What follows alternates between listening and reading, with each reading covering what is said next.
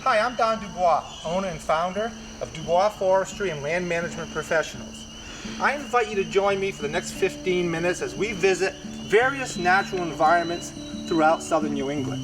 In just a little while, I'm going to take you on a tour of some of the properties that we have under management. And I think when we're done, you're going to know a lot more about forestry. So come along and explore with us the many benefits of professional forest management in southern New England.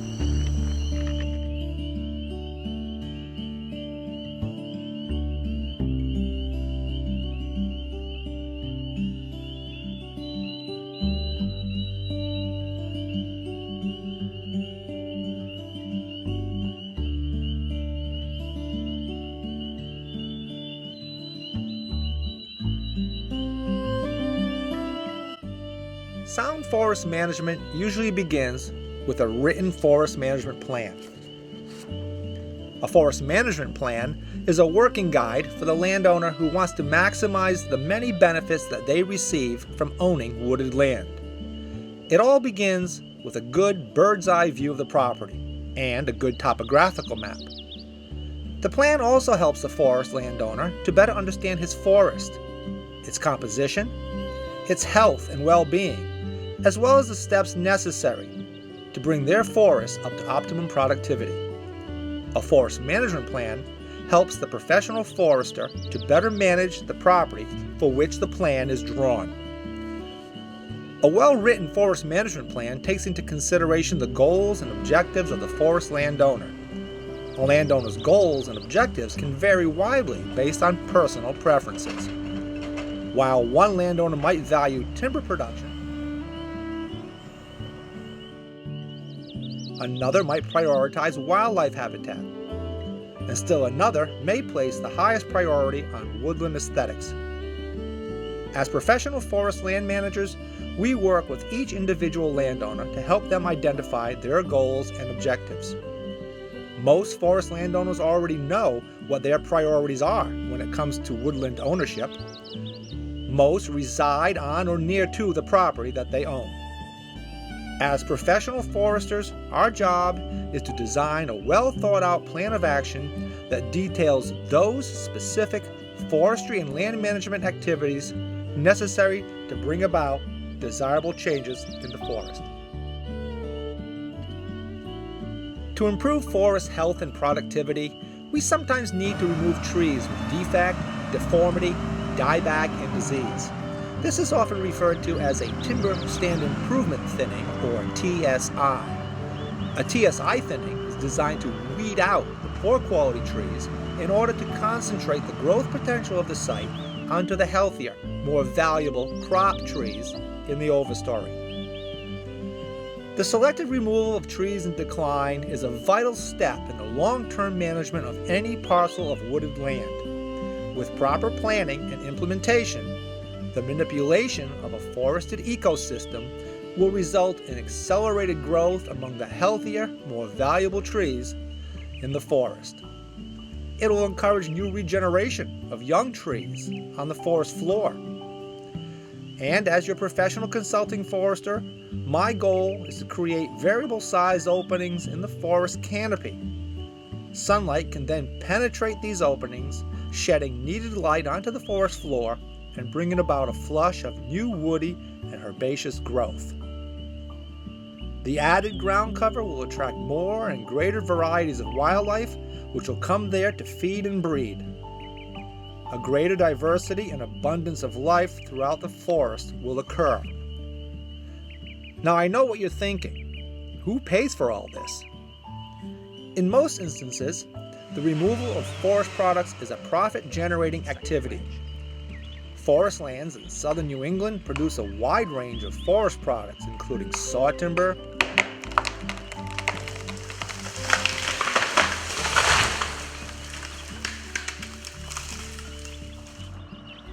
firewood, wood chips, mulch, shavings, pulpwood, wood pellets, and sawdust. Forest products are often marketed to local sawmills and log buyers through a competitive bidding process, in order to ascertain the fair market value of one's standing trees. A formal forest products agreement is drawn between the forest landowner and the forest products harvester to the satisfaction of the landowner. During the actual tree removal operation, the forester inspects the job to ensure that the removal of forest products meets the constraints specified in the forest products agreement.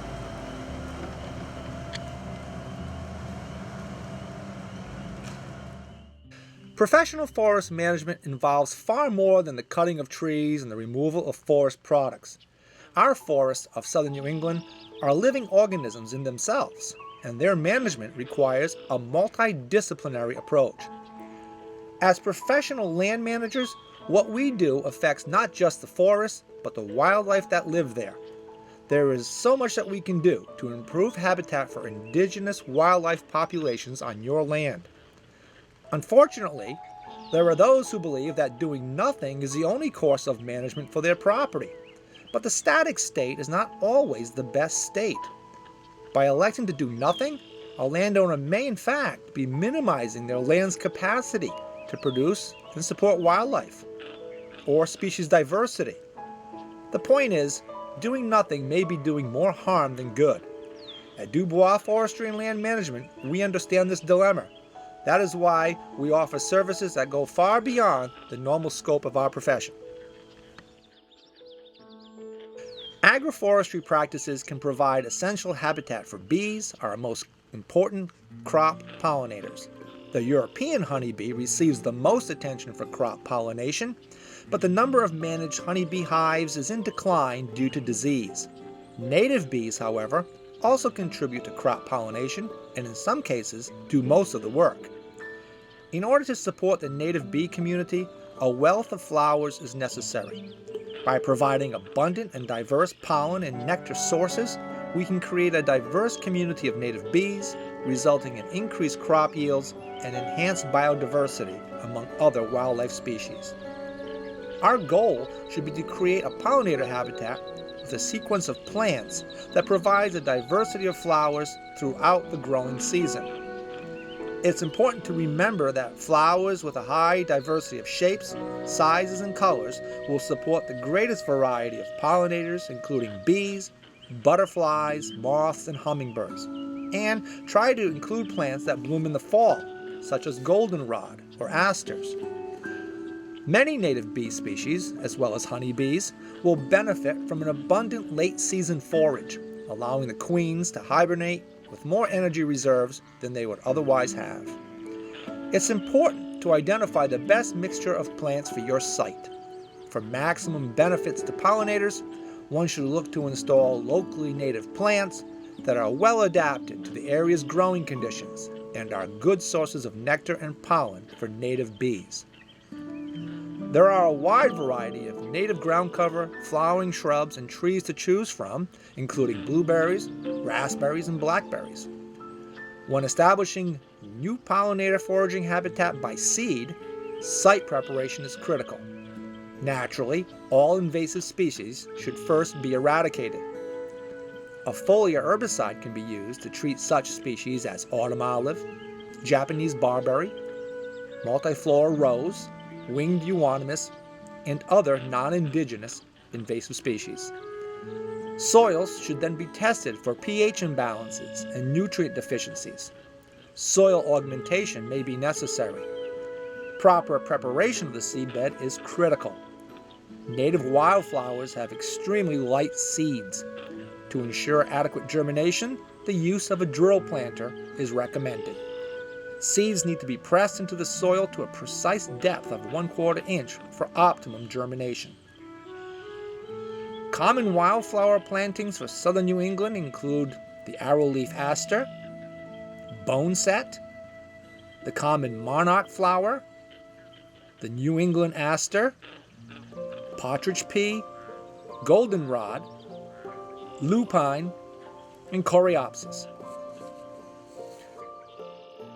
Many properties in southern New England have acres of open land lying fallow or non-productive. Some of these areas can be easily converted back to meadowland or grassland habitat. Since the early 1900s, both the quality and quantity of meadowland habitat has been in decline due to changes in agricultural technology, a reduction in the use of fire as a management tool, and the loss of farm acreage. Consequently, wildlife species adapted to grasslands have also diminished.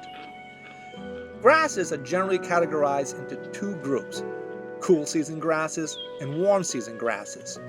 Most of the grasses now found in the Northeast are non-native cool season grasses. They grow best during the spring when soil and air temperatures are cool. These grasses were introduced during the period of European colonization and are used mainly for grazing livestock and for forage production. Warm season grasses, on the other hand, typically referred to as bunch grasses, include those species present in the region prior to European settlement, such as little bluestem. These grasses grow best in the summer heat, from June through mid-September, and they typically mix with wildflowers. Warm season grasses provide a multitude of ecological benefits and management opportunities.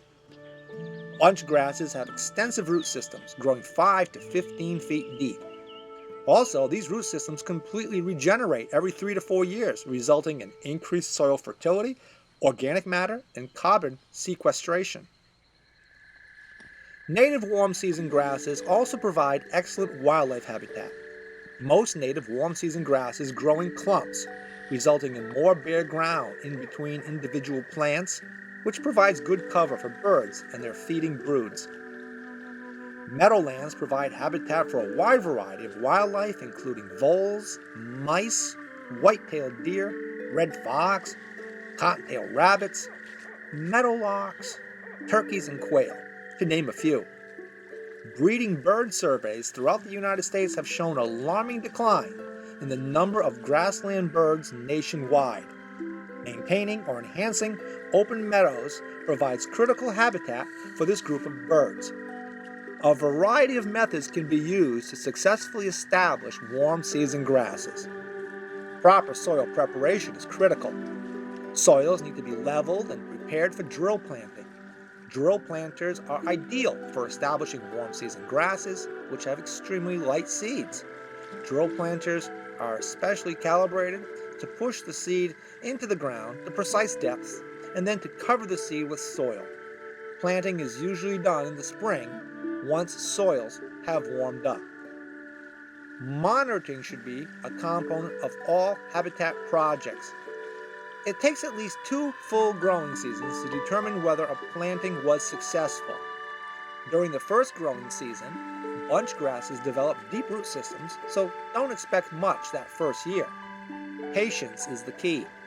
If a field has 1 strong plant per square foot by the second growing season, then the stand is considered successful.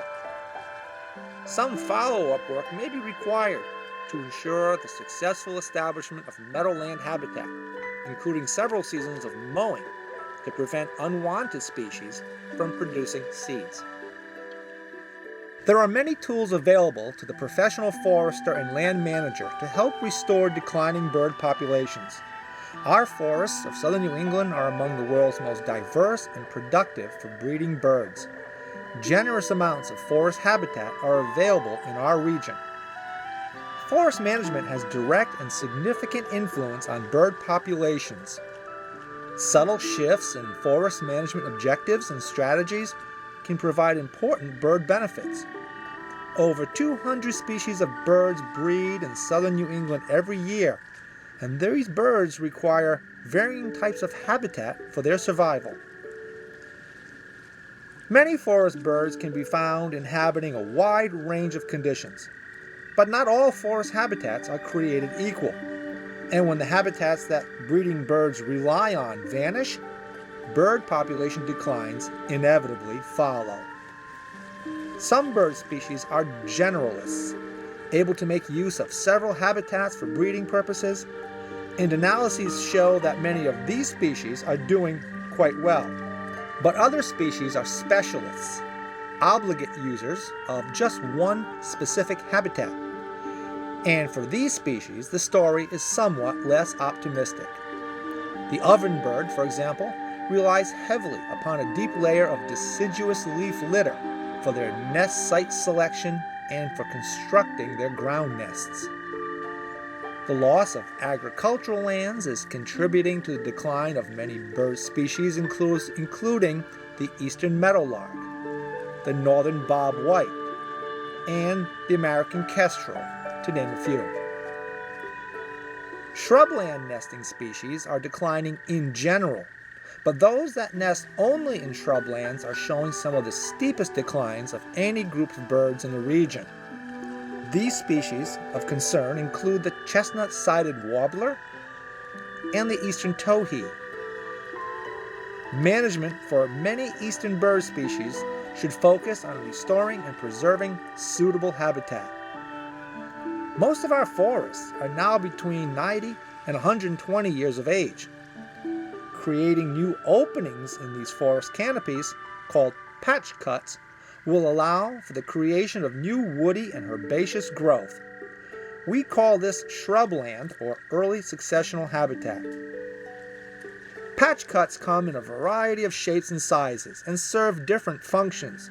Small patch cuts, less than an acre in size, function well as upland wildlife habitat, creating openings in the forest canopy suitable for upland species and ground nesting birds.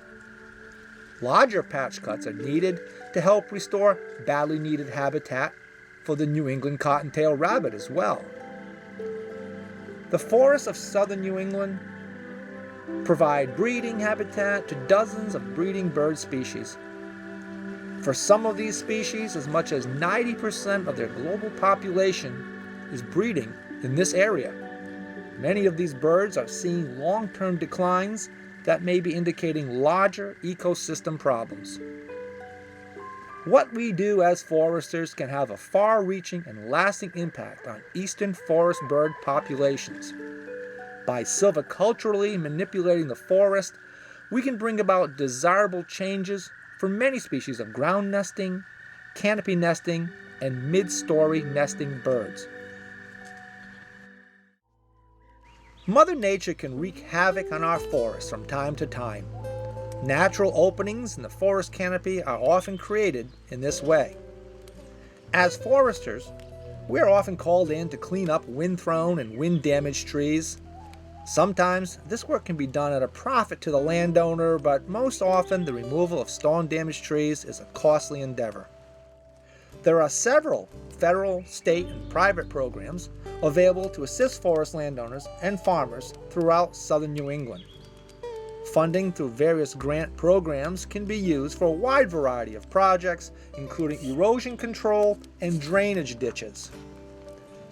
Grants may be used to eradicate invasive species from abandoned fields in order to restore badly needed grassland habitat.